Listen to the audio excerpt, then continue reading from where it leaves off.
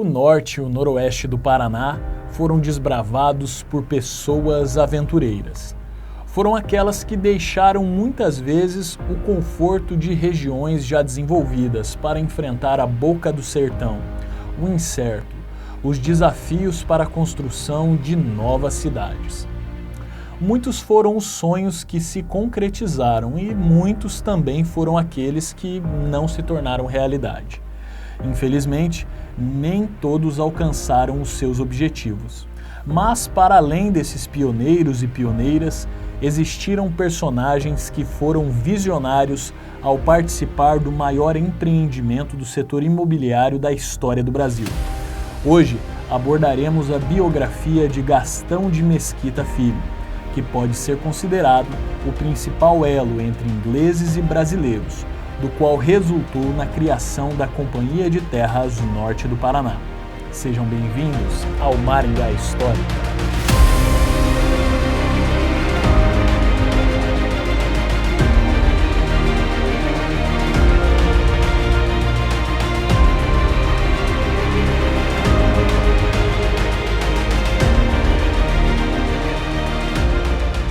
A Companhia de Terras Norte do Paraná surgiu em setembro de 1925. Mas antes da consolidação deste projeto, muitos eventos ocorreram, sobretudo com um personagem-chave nessa história. Gastão de Mesquita Filho nasceu em 18 de abril de 1895, em Limeira, interior de São Paulo. Filho de Gastão de Mesquita e Elisa de Mesquita, foi casado com Isaura Moraes Barros Mesquita, com quem teve 4 filhos: Marina Mesquita Pereira, Gastão Mesquita Neto, Cora Mesquita Branco e Isaura Moraes Barros Mesquita. Após se formar como engenheiro civil na Escola Politécnica de São Paulo, Gastão de Mesquita Filho iniciou suas atividades profissionais em 1919. Na época, foi responsável pelos estudos técnicos da estrada que conectaria as cidades de Três Lagoas e Parnaíba, no atual Mato Grosso do Sul. Em Bauru, interior de São Paulo, assumiu a construção das oficinas da Estrada de Ferro Noroeste do Brasil. O engenheiro projetou e reconstruiu a barragem e as instalações da Empresa Elétrica de Campos de Jordão. Mas foi quando estava incumbido da construção da linha da Companhia Ferroviária São Paulo-Paraná, a qual ligaria as cidades de Ourinhos a Cambará no início da década de 1920, que um grande empreendimento nasceria. No Norte Velho do Paraná, na região de Cambará, é que sua história começa a ficar ainda mais interessante.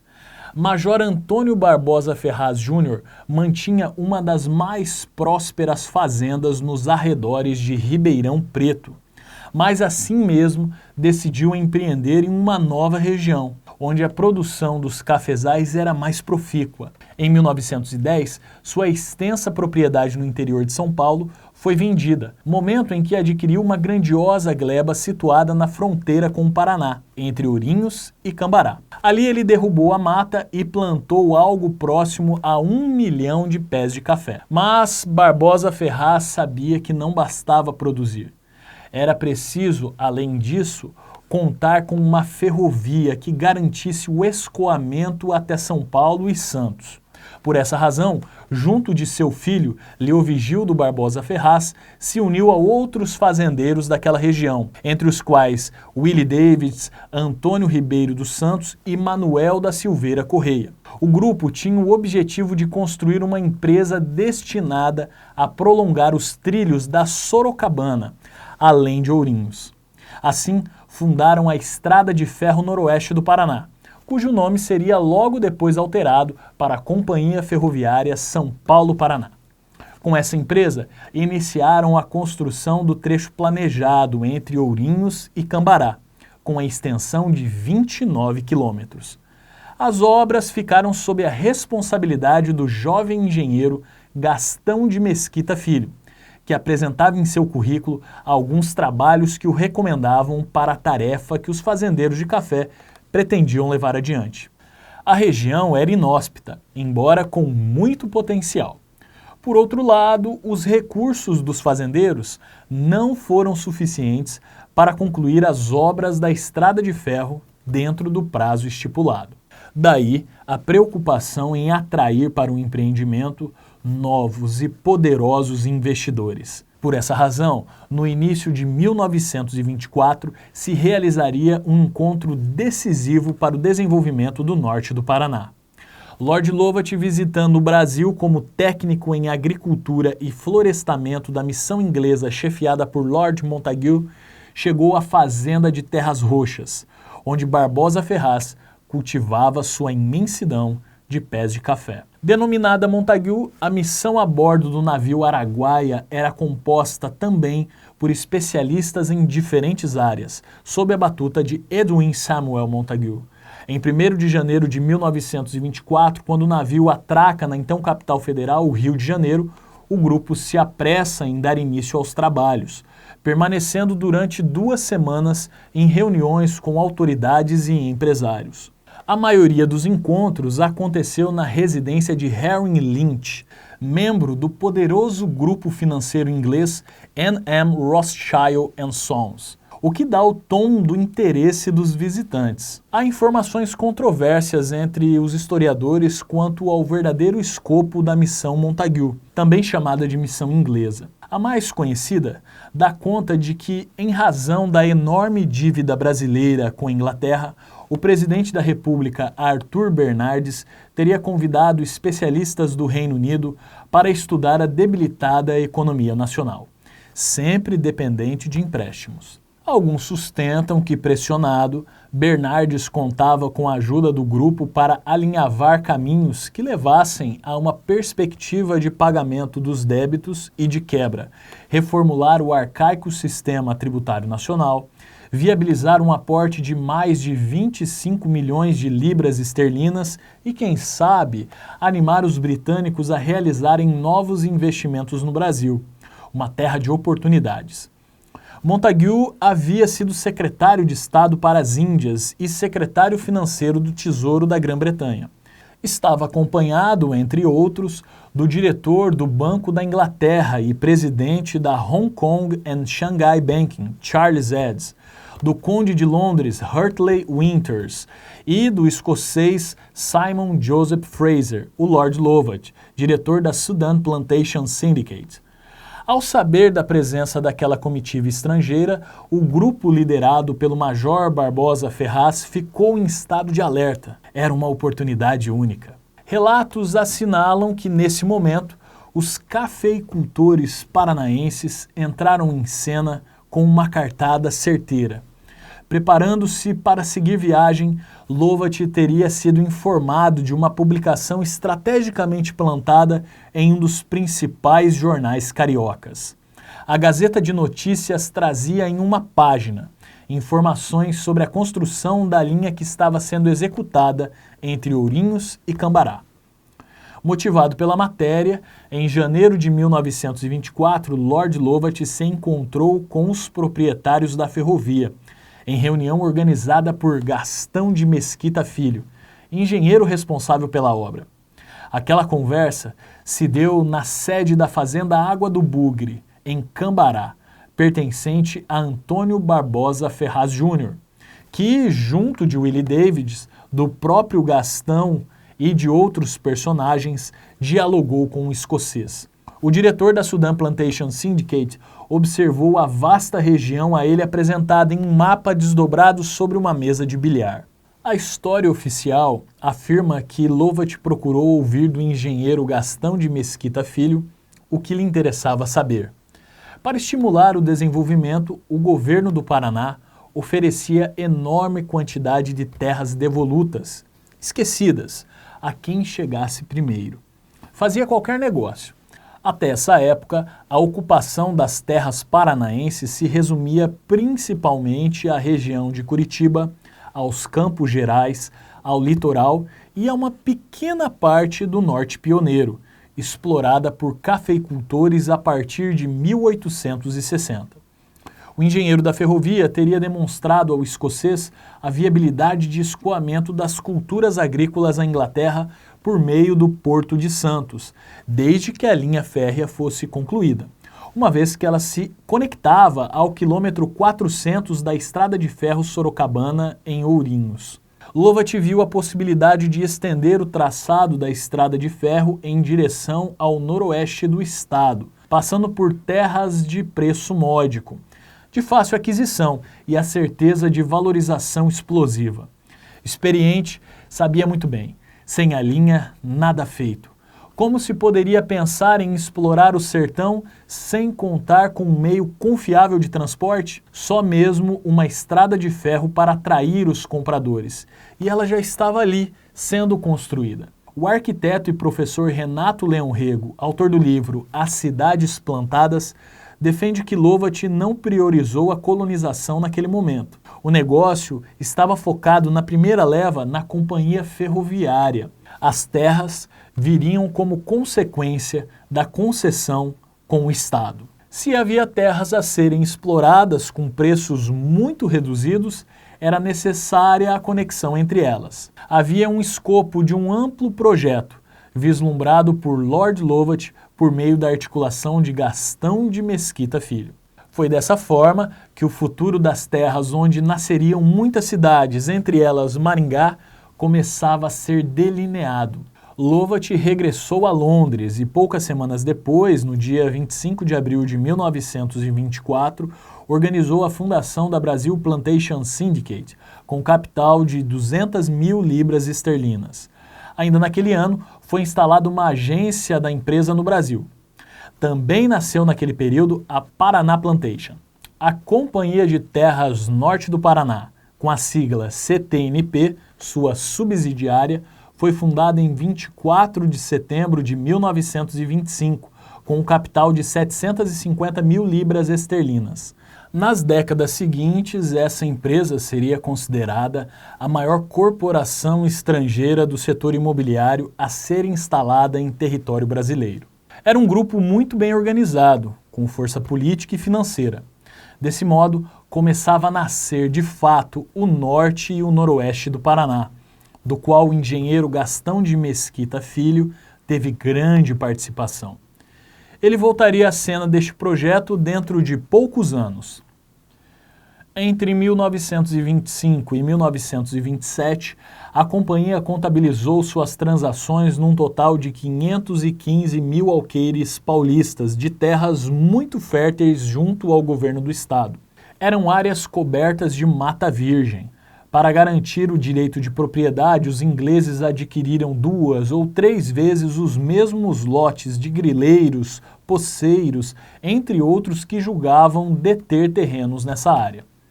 Mas vamos entender o que aconteceu na vida de nosso personagem a partir desse momento, o qual ainda não integrava a diretoria dessa empresa colonizadora.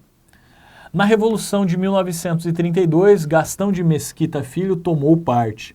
Colaborou com o governo de Armando Salles Oliveira.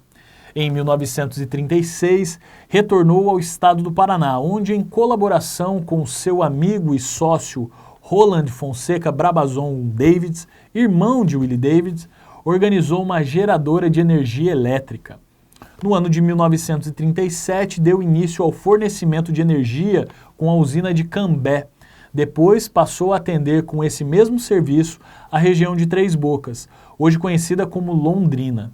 Seu retorno ao interior do Paraná seria estratégico. Em 1942, associou-se a Gastão Vidigal e outros investidores para adquirir a Companhia de Terras Norte do Paraná e a Companhia Ferroviária São Paulo-Paraná. Gastão soube que a empresa estava à venda quando passou na corretora de Eduardo Levi, o qual informou que havia chegado um telex com a relação de empresas que estavam sendo vendidas para a compra de bônus de guerra. Foi nesse momento que Gastão de Mesquita Filho tratou de procurar Gastão Vidigal, que na época era diretor do Comércio Exterior do Banco do Brasil. Quanto a este fato, existem algumas versões do motivo dos ingleses venderem seus negócios. Alguns documentos apontam que a Segunda Guerra Mundial foi a responsável. Ocorre que a Inglaterra precisava elevar o saldo de seus cofres para se manter nas linhas de frente. Por isso, fez uma chamada de capital junto a empreendimentos que estavam atuando fora dos limites de seu território. A outra versão indica que houve uma intervenção brasileira sobre a Companhia de Terras Norte do Paraná. O então presidente Getúlio Vargas, como grande nacionalista, não aceitava investidores ingleses possuírem quase 1/5 do Paraná. Mais que isso, ainda serem proprietários de uma companhia ferroviária que detinham subsídios do governo estadual. O mais provável é que tenha sido um misto dessas duas situações, do qual resultou na venda da empresa inglesa para investidores brasileiros. Gastão de Mesquita Filho conta que não possuía todo o recurso necessário para aquela aquisição. Os ingleses pediam 1.520.000 libras esterlinas e o prazo para aquela compra era 31 de dezembro de 1943. Compunha o negócio a Companhia de Terras Norte do Paraná e a Companhia Ferroviária. Mas havia um porém. Por ser uma concessão à estrada de ferro, o governo Vargas impôs que iria nacionalizar aquele empreendimento por um preço abaixo ao qual seria adquirido. Mesmo assim, a operação imobiliária valeria a pena e o ônus foi arcado pelo grupo de investidores. Para ficar claro, a Companhia de Terras passaria à gestão dos investidores brasileiros, ao tempo que a Companhia Ferroviária seria nacionalizada. Segundo consta, Getúlio Vargas retardou aquela operação. Naquele período, a comercialização de empreendimentos com acionistas estrangeiros precisava ser referendada pelo governo federal. Com esse poder, o presidente ia solicitando pareceres de diversos ministérios, adiando sua venda para investidores brasileiros. Quando, enfim, o negócio poderia ser concretizado, da sala de Gastão Vidigal, na diretoria do Banco do Brasil, um telegrama foi redigido e despachado para formalizar a compra. Era a confirmação de pagamento aos ingleses. Ao sair da sala, o contínuo que ficou responsável por encaminhar aquele comunicado foi interceptado por Gastão de Mesquita Filho, que abriu a carteira e tirou o que tinha nela em dinheiro. Pediu para que o rapaz solicitasse o sistema mais rápido de envio da mensagem, consequentemente o mais caro. O troco ficaria com ele. Depois de alguns minutos, o telefone de Vidigal tocou. Era alguém do governo que queria retardar novamente a operação, mas já era tarde, porque o telegrama já havia chegado aos ingleses, confirmando o pagamento. A companhia passava a ser dos brasileiros. Outra questão interessante e pouco relatada na história é que havia dois grupos empresariais em São Paulo naquele período. A Fiesp, que era liderada por Roberto Simonsen, e a Associação Comercial, que era comandada por Gastão Vidigal. Era uma concorrência acirrada entre os dois grupos. Por conta disso, dizem que quando Gastão Vidigal se interessou naquela compra, junto de Gastão de Mesquita Filho, Simonsen também teve seu desejo despertado e tentou interferir. Enfim, a totalidade das ações foi absorvida por 4 grupos, representados por Gastão Vidigal, Gastão de Mesquita Filho, Arthur Bernardes Filho e irmão Soares Sampaio. Estes dois últimos grupos tinham interesse no negócio e possuíam capital para arrematá-lo, mas foi Gastão Vidigal, grande financista e fundador do Banco Mercantil do Estado de São Paulo, que articulou a parceria. Vidigal sempre optava por fazer negócios com sócios. Posteriormente, Arthur Bernardes Filho e Soares Sampaio venderam a sua parte aos grupos Sul América e Matarazzo, os quais, por sua vez, repassaram suas cotas àqueles que articularam o negócio, Vidigal e Mesquita. Em 1951, a empresa alterou o seu nome para Companhia Melhoramentos Norte do Paraná, da qual Gastão de Mesquita Filho se tornou diretor superintendente. Mas um outro parceiro, como figura pública da empresa, passou a integrar sua equipe. Herman Moraes Barros assumiu a função de diretor-gerente da companhia em janeiro de 1950, cargo que era ocupado até então pelo inglês Arthur Thomas, que acabou se afastando por motivos de saúde. Herman Moraes Barros era filho do primeiro presidente da companhia, ainda quando de capital inglês, Antônio Moraes Barros. Mas é interessante destacar que quem deveria ter assumido como primeiro presidente era o advogado dos ingleses, João Sampaio, como uma forma de garantir a transição dos negócios. Entretanto, como Sampaio estava no exterior na data, seu sócio ocupou a função por um curto período. Herman também era cunhado de Gastão de Mesquita Filho. Gastão, ao longo de sua carreira, ainda teve participações em outros empreendimentos, tais como a Cobrasma S.A., Braceixos S.A., Companhia Agrícola Usina Jacarezinho, Companhia de Cimento Portland Maringá, Companhia Marítima de Seguros, Banco Mercantil de São Paulo, Companhia Siderúrgica Paulista e da Companhia de Cimentos Ponte Alta. Gastão de Mesquita Filho também atuou como agricultor e pecuarista no município de Cambará. Foi condecorado com o título de cidadão de Itapeva em 1967 e como cidadão benemérito do estado do Paraná em 1968. Outras cidades prestaram honrarias ao homem que articulou o surgimento do norte e do noroeste do Paraná. Em São Paulo, Gastão de Mesquita Filho foi membro do Instituto de Engenharia, do qual foi um dos fundadores do Jockey Clube, Clube Atlético Paulistano, Federação das Indústrias e da Associação Comercial, entidade da qual também fez parte em Londrina.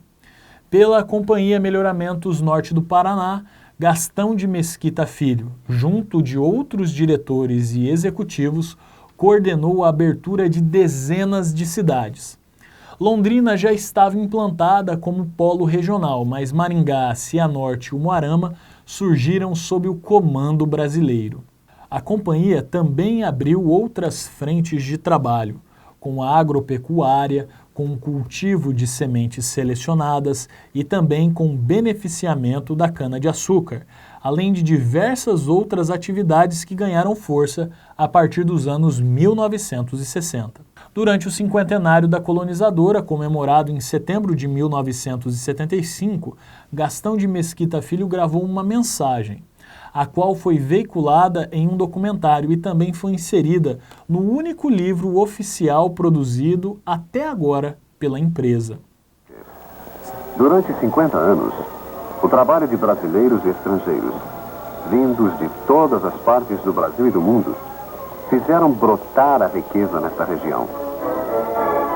Com a palavra, o Dr. Gastão de Mesquita Filho, contemporâneo dos iniciadores da colonização que gerou este progresso. Ao comemorarmos 50 anos de atividades da Companhia Melhoramentos Norte do Paraná, desejamos consignar em algumas imagens o que representa para o país a grande obra pioneira. Muito teríamos a contar sobre ela, mas se há alguma coisa que desejamos com grande convicção transmitir para os que acompanharam a jornada, e especialmente para os que seguirão daqui para diante os nossos passos, é a fé que depositamos em 4 princípios básicos que nortearam nossa ação. Primeiro, livre iniciativa. Segundo, a garantia do direito de propriedade. Terceiro, o estímulo do lucro. Quarto, o elemento humano diferenciado, o pioneiro, que abandonou seu conforto, sua paz e às vezes sua família, numa demonstração de energia invulgar em zonas ou países velhos e cansados, em busca de um futuro mais risonho. Esses princípios nada mais são do que a base da democracia no sentido ocidental dos nossos costumes e do nosso estilo de vida. Como elemento de apoio econômico, tivemos a riqueza criada pelas condições favoráveis à cultura do café, que depois de custear por quase um século o Parque Industrial do Estado de São Paulo, veio desvendar o mesmo futuro para o Estado do Paraná. Onde e quando subsistirem aqueles princípios, aí teremos o entusiasmo, o progresso e a verdadeira razão de ser.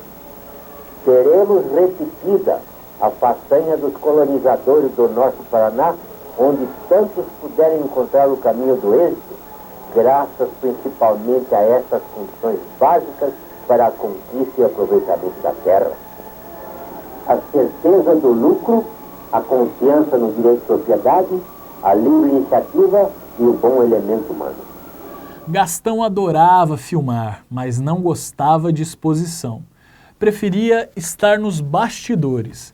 Era uma pessoa serena, que não fazia negócios no afogadilho. Costumava dizer que não fecharia nenhuma parceria sem antes conversar com o travesseiro, e era muito firme a este ideal. A peculiaridade é que 2 Gastões foram sócios e amigos durante toda a vida. De um lado, Gastão Vidigal, de outro, Gastão de Mesquita Filho.